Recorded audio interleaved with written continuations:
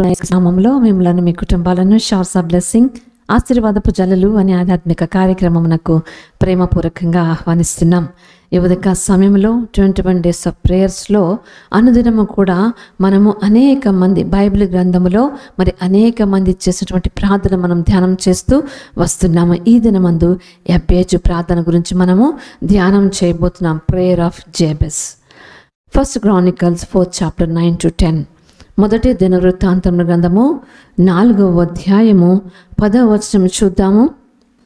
నిన్ను నిశ్చయముగా ఆశీర్వదించి నా సరిహద్దును విశాలపరిచి నీ చెయ్యి నాకు తోడుగా ఉండ దయచేసి నాకు కీడు రాకుండా దానిలో నుండి నన్ను తప్పించుము అని ప్రార్థింపగా దేవుడు అతడు మనవి చేసిన దాన్ని అతనికి దయచేసెను. దేవుడి వాక్యం దీవించును గాక.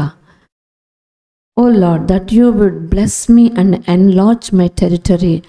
Let your hand be with me and keep me from harm so that I will be free from pain. And God granted his request. May the Lord bless this word. మనందరికీ తెలుసు యబ్బేజు ప్రార్థన. యబ్బేజు అనేటువంటి మాటకు వేదన అని అర్థము. యబ్బేజు తన సహోదరుల కంటే ఘనము పొందినవాడై ఉండెను. వేదన పడి ఇతన్ని కంటినని అతని తల్లి అతనికి యబ్బేజు అని పేరు పెట్టాను. ఎందుకంటే తల్లి యబ్బేజు అని పేరు పెట్టింది. కారణం ఏంటంటే ఎంతో వేదనతో ఆ కుమారుని కనిందంట. ఆ యొక్క వ్యక్తికి యబ్బేజు. యబ్బేజు అంటే వేదన అనేటువంటి అర్థం ఇస్తుంది. మేబీ ఒకవేళ యబ్బేజు తన యొక్క జీవితంలో ఏమైనా నష్టములు పొందాడేమో తెలియదు, లేకపోతే వేదన పడుతున్నాడేమో తెలియదు. అయితే దేవునికి ఒక ప్రార్థన చేశాడండి యబ్బేజు. ఏమని అంటే 10వ వచనము, యబ్బేజు ఇశ్రాయేలీయుల దేవుని గూర్చి మొర్రపెట్టి నీవు నన్ను నిశ్చయముగా ఆశీర్వదించు. మొర్ర పెడుతున్నాడు. ఏమనంటే, దేవా నువ్వు నన్ను నిశ్చయముగా ఆశీర్వదించు, నా సరిహద్దులు విశాలపరచు, నీ చెయ్యి నాకు తోడుగా ఉండ దయచేయి, నాకు కీడు రాకుండా దానిలో నుండి నన్ను తప్పించు. 4 మాటలు ప్రార్థన చేశాడండి. ఇవి మనమందరం కూడా చేయవలసినటువంటి ప్రార్థన.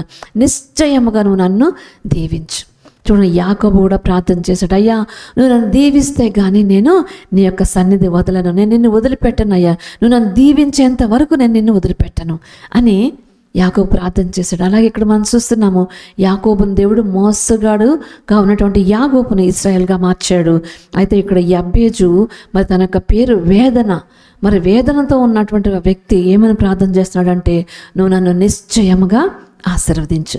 చాలాసార్లు మనకున్నటువంటి సమస్యలను బట్టి నాకు ఎటువంటి ఆశీర్వాదం రాదులే, నేను నా జీవితం ఇంతే, నేను ఇలానే ఉంటాను అని మనం ప్రార్థన అని అనుకుంటూ ఉంటాము. కానీ యబ్బేజులో ఉన్నటువంటి ధైర్యము, యబ్బేజులో ఉన్నటువంటి విశ్వాసం ఏంటంటే, అయ్యా నువ్వు నన్ను నిశ్చయముగా you have to bless me, you bless me lord, నన్ను నిశ్చయముగా ఆశీర్వదించు అంటున్నాడు.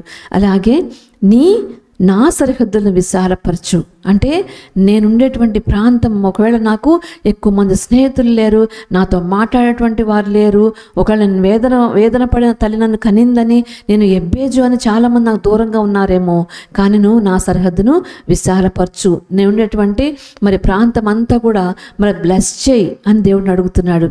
అలాగే నీ చెయ్యి నాకు తోడుగా ఉంచేలాగా దయచేయి, నీ చెయ్యి నాకు తోడుగా అంటే నీ యొక్క సహాయం నాకు కావాలయ్యా, నా యొక్క ప్రతి పరిస్థితుల్లో కూడా నీ సహాయం నాకు కావాలి. అలాగే నాకు కీడు రాకుండా దానిలో నుండి నన్ను తప్పించు. ఈ 4 మాటలు ఎప్పుడైతే ప్రార్థన చాలా చిన్న ప్రార్థన, 4 మాటలతో చేసేటువంటి ప్రార్థన అని ప్రార్థింపగా దేవుడు అతడు మనవి చేసిన దానిని అతనికి దయచేశాను. వెంటనే దేవుడు అతనికి మనవిని గ్రాంట్ చేశాడంట. హల్లెలూయా, గాడ్ గ్రాంటెడ్ హిస్ రిక్వెస్ట్. అలాగే మనము కూడా తగ్గింపుతో మనము దేవుని సన్నిధికి వచ్చి ప్రార్థన చేసినప్పుడు, అయ్యా నువ్వు నా ఆశీర్వదిస్తూ అని అడిగితే దేవుడు మనను ఆశీర్వదిస్తాడు. అలాగే నా సరిహద్దులు విశాలపరచు అని అంటే దేవుడు మన యొక్క సరిహద్దులను విశాలపరుస్తాడు. అలాగే నీ చెయ్యి నాకు తోడుగా ఉండ దయచేయి అంటే, నీ యొక్క హస్తం నాకు తోడుగా ఉంచు, నాకు భద్రత దయచేయి, నాకు క్షేమం దయచేయి, నీ యొక్క సహాయం నాకు దయచేయి. అలాగే నాకున్నటువంటి ప్రతి ఒక్క కీడులో నుంచి కూడా నువ్వు నన్ను తప్పించు. కాబట్టి మరి ఈ యొక్క ప్రార్థన ద్వారా దేవుడు మరి అతని యొక్క ప్రార్థన చక్కగా తన మనవి ఏదైతే మనవి చేశాడో వాటన్నిటిని కూడా దేవుడు అనుగ్రహించినట్లుగా చూస్తున్నాం. ఈ ప్రార్థన నీవు నేను కూడా చేద్దామా?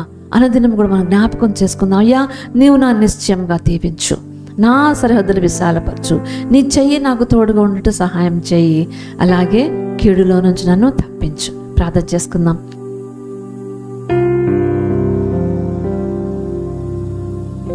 మహాగణుడా, మహోన్నతుడా, మా మంచి యేసయ్యా, నీ పరిశుద్ధ నామమునకు స్తుతులు స్తోత్రములు తండ్రి. దేవానికి వందనములు చెల్లించుకుంటున్నాం. నా ఉదయకాల సమయంలో యబ్బేజు ప్రార్థన ప్రవణాతాన్ని మీరు మా ఎదుట ఉంచారు తండ్రి. యేసయ్యా, మరి వేదన పడి ఇతను నేను కన్నాను అని అతనికి అతని తల్లి ఎబ్బేజు అని పేరు పెట్టినట్లుగా చూస్తున్నాం. యేసయ్యా, ఒకవేళ అతని జీవితం ఒకవేళ మన వేదనతో నిండి ఉందేమో, కానీ చక్కని ప్రార్థన చేశాడయ్యా. నువ్వు నిశ్చయంగా నన్ను దీవించమని ప్రార్థన చేశాడు. అవును నాయన, నన్ను దీవించండి. ఈ వీడియో చూస్తుంటే వారందరూ కూడా మీరు నిశ్చయంగా దీవించండి, మా సరిహద్దులు విశాలపరచండి, అలాగే మీకు చెయ్యి మాకు తోడుగా ఉండ దయచేయండి యేసయ్యా. అలాగే కీడులోని మమ్మల్ని తప్పించవలసిందిగా వేడుకొంచున్నాం తండ్రి. మా యొక్క ప్రార్థన ఆలకించావని, జవాబిచ్చావని నమ్మి నీకే స్తుతులు స్తోత్రములు తండ్రి, నీకే వందనములు చెల్లించుకొంచు యేసు అతి పరిశుద్ధ నామములో ప్రార్థించి వేడుకొంచున్నాను తండ్రి. ఆమేన్, ఆమేన్.